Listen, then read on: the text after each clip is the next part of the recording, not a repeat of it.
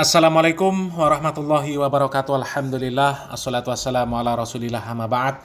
Kaum muslimin yang dirahmati Allah subhanahu wa ta'ala, ada kabar yang mengejutkan dari Kalimantan, tepatnya di Kapuas, kaum muslimin. Di sana ada pembongkaran makam keramat palsu, ya. Diberitakan ada pembongkaran makam keramat palsu di Kapuas, Kalimantan. Dan tidak tanggung-tanggung kaum muslimin, makam keramat palsu tersebut letaknya di dalam masjid.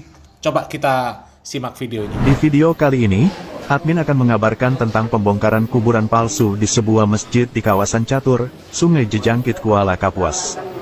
Berawal dari seorang kaum masjid yang meninggal di Mekah saat ibadah umroh, dan jasadnya dimakamkan di kota Mekah. Suatu malam seorang warga yang menjadi marbot masjid bermimpi kalau kuburan orang itu berpindah dari Mekah ke dalam Masjid Nurul Taqwa. Dan berita ini tersebar ke seluruh masyarakat. Astaghfirullahaladzim. Ini namanya kejahilan kaum muslimin, ya. Yang begini kok dipercaya, ya. Lagi-lagi asalnya cuma dari mimpi. Jadi kuburan yang ada di dalam masjid itu dibuat karena adanya mimpi. Mimpi bahwa ada kuburan seseorang yang meninggal di Mekah, kemudian dikubur di Mekah, kuburannya pindah ke dalam masjid yang ada di Kapuas. Lah cuma mimpi kok dianggap kenyataan, ya Allah. Coba kita lanjutkan lagi kaum muslimin. Sejak tersebarnya kabar tersebut, banyak masyarakat yang berziarah ke makam tersebut, tidak terkecuali warga sekitar. Peziarah datang dari berbagai penjuru kabupaten hingga di luar provinsi. Keberadaan makam ini sudah berlangsung hampir 1 bulan dan peziarah yang datang semakin banyak dan mereka meletakkan simbol-simbol yang bertentangan dengan syariat Islam seperti kain kuning dan sebagainya.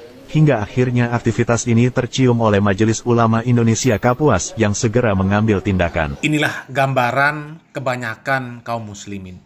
Mereka awam, nggak paham dengan syariat agama mereka sendiri, ya. Dan yang seperti ini juga tidak lepas dari keberadaan para guru-guru, ustadz-ustadz yang buruk, yang gila dunia, yang sesat dan menyesatkan, ya, yang selama ini mendoktrin jamaahnya supaya manut saja dengan apa yang dikatakan gurunya. Apa yang gurunya katakan, ikut. Apa yang gurunya katakan, percayai. Ya. Termasuk gurunya memerintahkan untuk mengagungkan kuburan orang yang dianggap soleh, mereka ikut juga, tanpa mempertanyakan dari mana itu ajarannya. Kalau gurunya ngomong apa saja, manut. Termasuk kalau gurunya ngomong kalau ada kuburan keramat, ya mereka manut saja. Tanpa mikir bagaimana, dari mana asal-usul kuburan tersebut. Pokoknya kiai bilang ada kuburan keramat, kuburan yang penuh barokah, diperintahkan untuk menziarahi, ya mereka manut. Mereka menziarahi. Mereka nggak sadar kalau mereka ini dijadikan kebon terong sama gurunya, sama ustadznya, sama kiainya. Kebanyakan kuburan-kuburan keramat itu dibuat untuk menjadikan kaum muslimin sebagai kebon terong. Ya, dipasang kotak infak gede-gede. Ya, kuburan keramat disiarkan kemana-mana. Ya, itu pengurus kuburan keramat, pengelola kuburan keramatnya, kerjanya cuma nongkrong nunggu kotak infak, nunggu kotak infak penuh. Mereka jadikan kotak infak itu sebagai sumber sandang pangan papan mereka. Na'udzubillah min dzalik. Dan harusnya Majelis Ulama Indonesia itu ya bukan menindak kuburan palsu yang itu saja, yang ada di Kapuas. Jangan Majelis Ulama Indonesia Kapuas saja yang kritis dan cerdas. Itu di Jawa banyak kuburan-kuburan palsu. Yang katanya kuburan wali. Orang satu kuburannya ada di mana-mana. Itu kan kuburan palsu namanya. Kalau orang satu kuburannya ada di mana-mana, kok bisa? Ya, pembodohan umat itu namanya. Mana ada orang satu kuburannya sampai puluhan, ya? Apa namanya itu kalau bukan modus? Itu namanya cara licik untuk mengeruk duit umat Islam. Untung ada Majelis Ulama Indonesia di Kapuas yang peduli terhadap umat Islam, ya. Peduli terhadap keselamatan akidah umat Islam di sana. Ya, coba kita lanjutkan lagi videonya kaum muslimin. Untuk menyelamatkan umat Islam dari kesesatan dan kesyirikan, akhirnya MUI mengeluarkan surat perintah pembongkaran terhadap makam palsu tersebut. Dengan bantuan aparat TNI dan Polri, Babinsa dan Babin Kamtibmas setempat, Makam palsu tersebut akhirnya dibongkar dan masyarakat dihimbau untuk tidak lagi menziarahi makam tersebut. Nah, kaum muslimin, bersyukur ada Majelis Ulama Indonesia yang peduli seperti itu ya. Kalau mereka tidak peduli, gimana coba? Dibiarkan umat muslim di sana itu tersesat, melakukan kesyirikan, minta-minta di kuburan, ya. Kuburan palsu lagi. Ya, kuburan yang benar saja nggak boleh, apalagi kuburan palsu. Dan cobalah para kiai, para ustadz, ya dipikirlah. Janganlah kalian itu mengejar kesenangan dunia sampai kemudian rela membohongi umat, rela menyesatkan umat. Dipikir, kalian ini bukan hanya hidup di dunia saja. Pikir akhirat kalian. Ya, perbuatan kalian yang membuat dan melestarikan kuburan palsu itu nanti akan dimintai pertanggungjawaban di hadapan Allah Subhanahu wa taala. Jangan demi kesenangan dunia kalian rela melakukan apa saja, menghalalkan segala cara. Ya, jangan menzolimi diri sendiri. Apalagi menzolimi diri sendiri sekaligus menzolimi kaum muslimin. Nanti berat hisapnya di akhirat. Ya, kalian membuat kuburan palsu, menyebarkan informasi kuburan palsu, ya. Kemudian mengajak kaum muslimin untuk menziarahi, untuk meminta-minta ngalap barokah di kuburan palsu. Itu semuanya akan dihisap oleh Allah Subhanahu wa taala. Ya, kuburan-kuburan yang dikeramat-keramatkan itu, ya. Apalagi kuburan palsu.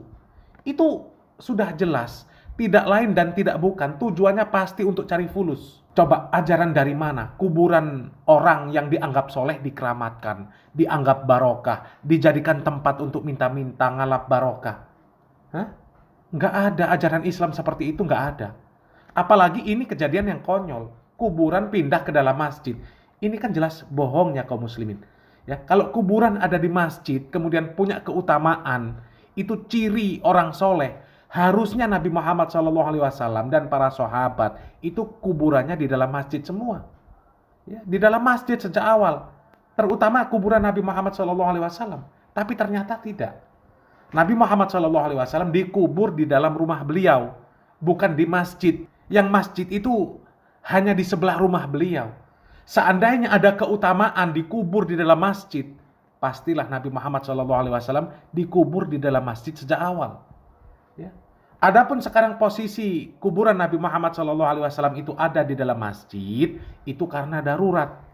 Masjid Nabawi harus diperluas. Sementara mustahil membongkar dan memindahkan makam Nabi Muhammad SAW. Sehingga sampai sekarang makam Nabi Muhammad SAW ada di dalam Masjid Nabawi. Artinya dari awal Nabi Muhammad SAW dimakamkan bukan di dalam masjid. Karena apa? Karena masjid itu bukan kuburan. Tidak boleh dijadikan kuburan. Dan kuburan juga tidak boleh dijadikan masjid. Apalagi ini sudah kuburan palsu. Ada di masjid. Dijadikan tempat untuk ibadah. Dijadikan tempat untuk ngalap barokah. Diziarahi. Na'udzubillah min dzalik. Ya. Betapa beratnya pertanggungjawaban para tokoh agama yang membuat praktek-praktek yang seperti itu. Ya. Dan kaum muslimin juga harus lebih cerdas lagi. Sekarang ini ilmu sudah di depan kita. Ibarat makanan itu sudah dihidangkan di hadapan kita. Kita bisa memilah dan memilih mana makanan yang baik, mana makanan yang buruk. Jadi jangan seperti anak bayi yang nggak tahu apa-apa, taunya cuma disuap sama orang, main telan saja. Ya, nggak tahu disuap madu, nggak tahu disuap racun, main telan saja. Ya. Karena apa? Kalian pun nanti juga akan ditanya oleh Allah Subhanahu wa taala, kenapa tidak mau belajar, tidak mau berpikir?